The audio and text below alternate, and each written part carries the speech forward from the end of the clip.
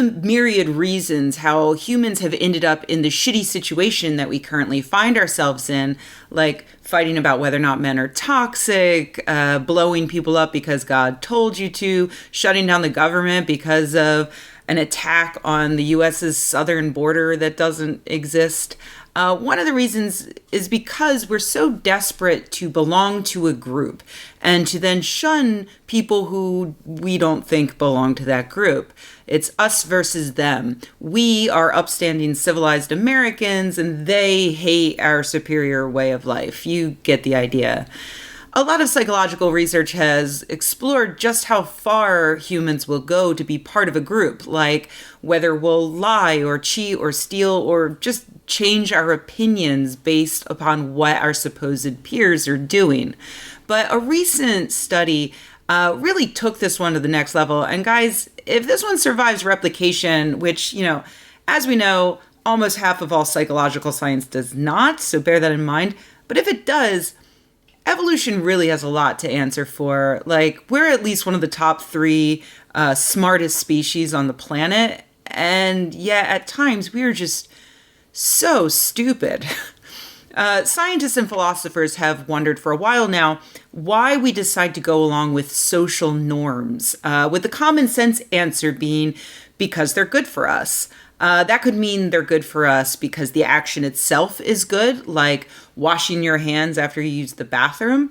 Or it could mean that even if the action itself isn't beneficial to us, there is still a benefit because if you don't do it, other people will think less of you or punish you, socially speaking. Like, for instance, saying, God bless you when someone sneezes.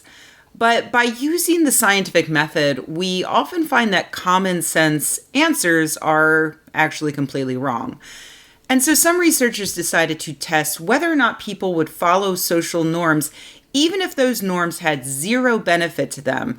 Not just silly, useless norms, but norms that other people wouldn't even know the subjects were following, like saying God bless you to yourself after you sneeze in an empty room. To test that, the researchers needed to give their subjects a brand new social group to feel a part of, and then come up with a brand new social norm that would have absolutely zero consequences. They recruited subjects online so that none of them would ever actually meet, and they gave them personality tests so that they could then sort them into one of 5 different personality types. So that was step 1. That's their new social group. It was other people who shared their personality type as well as their age and gender. Now for the norm. The researchers asked the subjects to consider an ethical dilemma, like whether to hire someone who is very well qualified for a job or to hire a friend. That's just one example.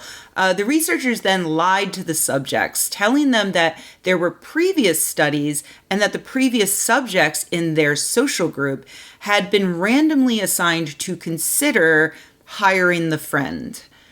To be clear, they told them it was completely random and that the previous subjects who did not exist were only told to consider one of the options, not to actually choose it.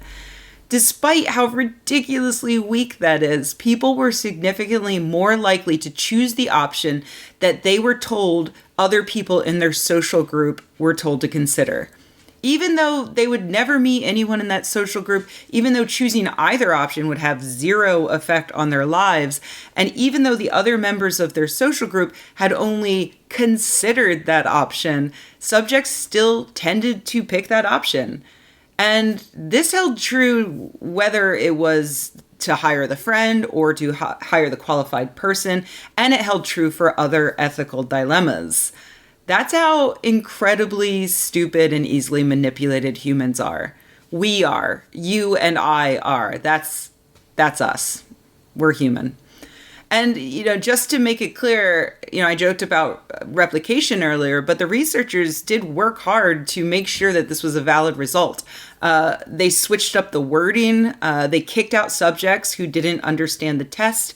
They used a control group of subjects that were told that the previous subjects had been asked a completely different ethical dilemma. This seems like it's a real effect. And so the takeaway seems to be that we want to be part of a group simply because being a part of a group is beneficial to us, not the actions that the group does, but the group itself. So anyway, on a completely unrelated note, people who watch and enjoy my videos tend to head on over to patreon.com/Rebecca and become a patron. No reason why, they just do it. So, if you happen to be a person who watches and enjoys my videos, that seems like a good group to be part of. Just saying.